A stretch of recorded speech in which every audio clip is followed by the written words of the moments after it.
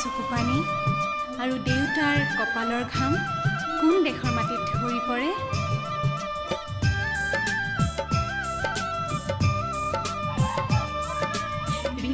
ৰিমঝিম বৰষুণে নেপুৰ বজাই ক'ত ক'ত গিৰ গিৰ গিৰ গিৰ দাৱহৰেনো মাদল বজাই ক'ত।